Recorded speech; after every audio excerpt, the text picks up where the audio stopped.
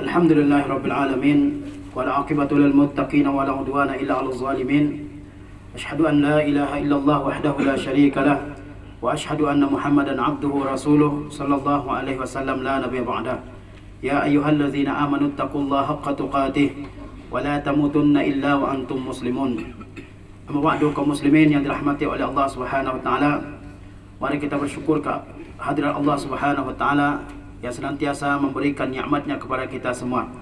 Salawat beserta salam senantiasa kita hadiahkan buat Nabi kita tercinta Muhammad sallallahu alaihi wasallam beserta keluarga, para sahabat dan orang-orang yang senantiasa mengikuti sunnah beliau di dalam kehidupan di dunia ini. Kemudian saya senantiasa mewasiatkan kepada para hadirin sekalian untuk senantiasa menjaga ketakwaan diri kita kepada Allah Subhanahu wa taala dengan menjalankan seluruh yang Allah perintahkan kepada kita dan menjauhi apa yang dilarang oleh Allah Subhanahu wa taala dengan niat menjaga diri kita dari pedihnya siksa api neraka yang Allah Subhanahu wa taala sediakan bagi orang-orang yang melanggar perintahnya. Pada kesempatan kali ini saya akan menyampaikan tema khutbah Jumat dengan judul 4 bekal menuju kehidupan kekal di akhirat. Allah Subhanahu wa taala berfirman, "Kullu nafsin za'iqatul maut wa innama tuwaffawna ujurakum yawmal qiyamah faman zuhziha 'anil nari wa udkhilal jannata faqad faz wa mal hayatud dunya illa mata'ul ghurur." Kata Allah Subhanahu wa taala, "Kullu nafsin za'iqatul maut." Setiap yang hidup di muka bumi ini pasti akan merasakan kematian. Wa innama tuwaffawna ujurakum yawmal qiyamah. Dan sesungguhnya pahala kebaikan yang kalian lakukan di dunia akan diberikan secara sempurna oleh Allah Subhanahu wa taala pada hari kiamat. Faman zuhziha 'anil nar, maka barang siapa yang dijauhkan dari api neraka, wa udkhilal jannah, dan dimasukkan ke dalam surga, faqad faz, maka sesungguhnya dia telah memperoleh keuntungan yang besar. Wa mal hayatud dunya illa mata'ul ghurur, dan tidak adalah kehidupan dunia ini kecuali kesenangan yang penuh dengan tipu daya. Dari ayat ini ulama menyimpulkan ada 4 kunci kebahagiaan hidup seseorang di dunia dan di akhirat. Yang pertama, menyadari bahwa setiap yang hidup di muka bumi ini akan merasakan kematian. Itu adalah suatu ketentuan yang telah ditetapkan oleh Allah Subhanahu wa taala bagi setiap makhluk hidup. Kita semua akan merasakan kematian. Tidak ada yang dikecualikan dari ketentuan Allah ini. Lihatlah di mana kakek nenek kita, di mana bapak ibu kita, sebagian besar telah meninggal dunia. Banyak saudara-saudara kita yang juga telah meninggal dunia. Di mana para pahlawan-pahlawan hebat pada zaman dahulu, mereka semua sudah meninggal dunia. Di mana raja-raja yang hebat, mereka juga telah meninggal dunia. Ini adalah suatu hal yang perlu kita sadari, bahwa semua yang bernyawa akan merasakan kematian. Allah Subhanahu wa taala berfirman, "Kullu nafsin za'iqatul maut." Setiap yang bernyawa pasti akan merasakan kematian. "Wa nabluukum bisyarri wal khairi fitnah." Dan kami uji kalian dengan kebaikan dan juga dengan keburukan sebagai ujian bagi kalian. "Wa ilaina turja'un." Dan hanya kepada kami, kata Allah SWT, kalian dikembalikan. Allah uji kita dengan kebaikan di dunia ini, dengan harta benda, dengan kekayaan, dengan pangkat, dengan popularitas, dengan kesehatan. Itu ujian dari Allah Subhanahu wa taala. Allah uji kita dengan berbagai macam musibah. Musibah pada diri kita, musibah pada keluarga kita, musibah dengan kematian, dan musibah-musibah lainnya. Itu juga merupakan kematian. Kita semua akan dikembalikan ke hadirat Allah Subhanahu wa taala. "Wa ilaina turja'un." Dalam ayat lain Allah Subhanahu wa taala berfirman, "Kullu nafsin za'iqatul maut, tsumma ilaina turja'un." Setiap yang bernyawa akan merasakan kematian. Kemudian kalian semua dikembalikan kepada Allah Subhanahu wa taala untuk menerima apa yang telah kalian lakukan di dunia ini. Pahala atau dosa akan diterima oleh seseorang di hadapan Allah Subhanahu wa taala di hari kiamat. Kematian tidak bisa dihindari oleh seseorang, meskipun dia berlindung di tempat yang paling kuat sekalipun, meskipun dia berlindung di gedung yang paling kuat di dunia, meskipun dia bersembunyi di dalam tanah, tidak bisa dijangkau oleh manusia. Kematian pasti akan mendatangi orang tersebut. Kata Allah Subhanahu wa taala, "Ainama takunu yudrikumul maut walau kuntum fi burujin musyayyadah." Dimanapun kalian berada, kematian akan datang kepada kalian. Walau kuntum fi burujin musyayyadah, walaupun kalian berada di bangunan yang sangat kuat, di bangunan yang sangat kokoh, yang tidak bisa ditembus oleh bom sekalipun, kematian akan datang kepada kalian. Dalam ayat yang lain Allah SWT menjelaskan bahwa kalau kematian seseorang sudah datang, tidak bisa dia tunda, tidak bisa dia percepat, tidak bisa dia perlambat sedetik sekalipun. Kata Allah Subhanahu wa taala, walikulli ummatin ajal. Setiap umat itu ada ajalnya, ada generasinya. Generasi kakek kita sudah habis, generasi bapak sebagian kita sudah habis, hanya sebagian di antara mereka yang masih hidup. Dan generasi kita juga akan habis. Setiap umat itu ada ajalnya, ada generasi masing-masing. Setiap 100 tahun habis satu generasi. Lihatlah generasi kakek nenek kita, mereka semua sudah habis. Kata Allah, walikulli ummatin ajal. Setiap umat ada ajalnya. Fa iza jaa ajaluhum la yastakhiruna sa'atan wa la yastaqdimun. Apabila ajal mereka sudah datang, mereka tidak bisa percepat dan mereka juga tidak bisa perlambat sekalipun. Urusan kematian hanya ada di tangan Allah Subhanahu wa taala. Ini patut untuk kita sadari agar kita tidak dilalaikan oleh kehidupan di dunia yang merupakan kehidupan yang penuh dengan tipuan. Banyak manusia yang terperdaya di dalam kehidupan di dunia ini sehingga tidak menyiapkan bekalnya untuk kehidupan akhirat. Padahal kita mengetahui bahwa kita hidup di dunia ini hanya sebentar. Kita perlu menyiapkan bekal yang banyak, yang baik untuk kehidupan yang lebih abadi daripada kehidupan dunia ini, yaitu kehidupan akhirat. Bekal kedua yang Allah Subhanahu wa taala sebutkan dalam ayat tadi adalah bahwa seseorang akan menerima balasan atas apa yang dilakukan di akhirat. Kata Allah Subhanahu wa taala dalam ayat tadi, wa innama tuwaffawna ujurakum yaumal qiyamah. Sesungguhnya kalian akan disempurnakan pahala atas apa yang dilakukannya di dunia di hari kiamat. Ini adalah suatu dorongan yang diberikan oleh Allah Subhanahu wa taala kepada kita sebagai hambanya untuk senantiasa melakukan kebaikan sekecil apapun, karena kebaikan sekecil apapun akan diberikan ganjaran oleh Allah Subhanahu wa taala di hari kiamat. Wa may ya'mal mithqala dzarratin khairan yara wa may ya'mal mithqala dzarratin khairan yara. Barang siapa yang melakukan keburukan sekecil apapun, dia akan melihat dan menerima balasannya pada hari kiamat. Barang siapa yang melakukan kebaikan sekecil apapun, dia akan juga melihat dan menerima balasannya pada hari kiamat. Sekedar tersenyum kepada orang lain akan diberikan ganjaran oleh Allah Subhanahu wa taala. Tabassumuka fi wajhi akhika sadaqah, kata Rasulullah SAW. Senyum ya di hadapan orang lain adalah sedekah yang akan berganjar pahala di sisi Allah Subhanahu wa taala. Kata Allah Subhanahu wa taala, inna sa'ata atiyatun akadu ukhfiha litujza kullu nafsin bima tas'a. Sesungguhnya hari kiamat itu pasti datang.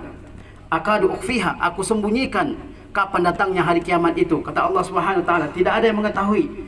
Hatta Rasulullah SAW tidak mengetahui kapan datangnya hari kiamat. Supaya apa? Litujza kullu nafsin bima tas'a, supaya setiap jiwa diberikan balasan sesuai dengan apa yang dilakukan di dunia ini. Apapun yang kita lakukan di dunia ini akan kita terima balasannya di hadapan Allah Subhanahu wa taala pada hari kiamat. Jika kebaikan yang kita tanam di dunia ini, maka kita akan memetik hasilnya di hari kiamat berupa pahala. Dan jika keburukan yang kita tanam, kita lakukan di dunia ini, kita akan menerima keburukan, dosa pada hari kiamat. Dalam ayat yang lain Allah Subhanahu wa taala mengatakan, "Wa ma tuqaddimu li anfusikum min khairin tajiduhu indallah."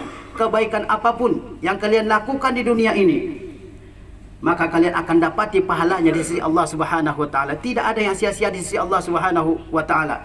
Kebaikan sekecil apapun, kebaikan seringan apapun yang kita lakukan di dunia ini akan diberikan ganjaran oleh Allah Subhanahu wa taala di hari kiamat. Tapi jangan lupa, keburukan juga demikian. Sehingga seseorang jangan sampai mengabaikan dosa-dosa kecil. Jangan sampai seseorang menyepelekan maksiat-maksiat kecil yang dia lakukan, karena semuanya akan diberikan ganjaran oleh Allah Subhanahu wa taala. Bahkan kata ulama, kematian seseorang bukan akhir dari penerimaan pahala dan dosanya. Bahkan masih ada pahala ataupun dosa yang akan diterima oleh seseorang walaupun dia sudah meninggal dunia. Sebagaimana Rasulullah SAW bersabda, "Iza mata ibnu Adam inqata'a amaluhu." Kalau seseorang meninggal, terputus amalnya, illa min salas, kecuali 3 perkara, yaitu illa min sadaqatin jariyah, kecuali sedekah jariahnya, au ilmin yuntafa'u bihi, atau ilmu yang dimanfaatkan setelah ketiadaannya, aw waladin salihin yad'u lahu, atau anak yang salih yang mendoakannya. Orang yang sudah meninggal tapi kebaikan masih mengalir kepadanya, pahala-pahala masih berdatangan kepadanya dalam kuburnya. Karena apa? Karena ada sedekah yang dia lakukan di dunia, karena ada ilmu yang bermanfaat yang diajarkan di dunia. Ilmu bermanfaat termasuk ilmu dunia, kata ulama, jika itu bermanfaat bagi kehidupan manusia, itu akan mengalir pahala kepada orang yang mengajarkannya. Atau anak yang soleh yang senantiasa mendoakan orang tuanya. Bapaknya sudah tiada, ibunya sudah tiada, tapi anaknya senantiasa mendoakan ke orang tuanya, kedua orang tuanya, maka kedua orang tuanya akan memperoleh pahala di sisi Allah Subhanahu wa taala. Dalam riwayat yang lain kata Rasulullah SAW, "Innar rajula la turfa'u darajatuhu fil jannah. Ada orang yang di surga ditinggikan derajatnya, diangkat derajatnya. Kemudian dia bertanya, anna haza, kenapa saya sampai ditinggikan derajat saya, wahai Rabbku? Aku tidak melakukan kebaikan ini, tetapi kenapa aku memperoleh derajat yang demikian tinggi? Kata Allah Subhanahu wa taala, bistighfari waladika laka, karena istighfar anakmu terhadapmu. Jadi ada orang yang memperoleh kebaikan di dunia sementara dia sudah meninggal dunia, yaitu diantaranya adalah seorang anak yang senantiasa beristighfar, memohonkan ampunan untuk kedua orang tuanya. Kaum muslimin dirahmati oleh Allah Subhanahu wa taala. Bekal ketiga dari ayat tadi, kullu nafsin za'iqatul maut wa innama tuwaffawna ujurakum yaumal qiyamah.